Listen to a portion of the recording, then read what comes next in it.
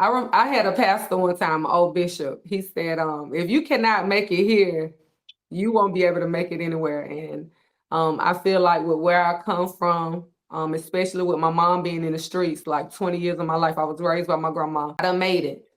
Just getting it from out the mud, being surrounded and raised by my grandmother and my great grandmother, just kind of instilling a lot of the faith principles, introducing me to Christ and different things like that.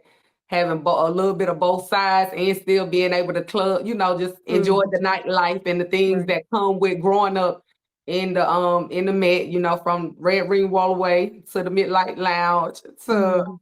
Silver Dollar, just experiencing a little bit of both.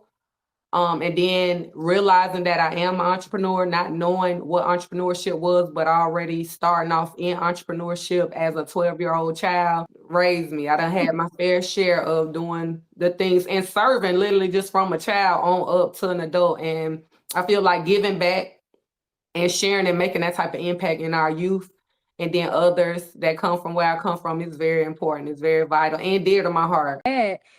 Dynamic Barber Institute isn't just about cutting hair. No. It's about opportunity, the gap that you were trying to fill by bringing this institution here. Yeah, I go down there and I noticed that it was a gap and I just wanted to be a bridger. I wanted to help young people that was kind of in school, but they still was lost when it was time for the real world experience. So if I'm not in a school, then it's like, who is this lady that want the students to come into her business? When really, with or without the business, I just want to help them improve and be better in a safe space. So that's kind of how Dynamic Barber Institute came about, because that same mindset and that willingness, but mixed with humility and the work ethic. Now God got me in the same community to empower, educate, and share and build up entrepreneurs.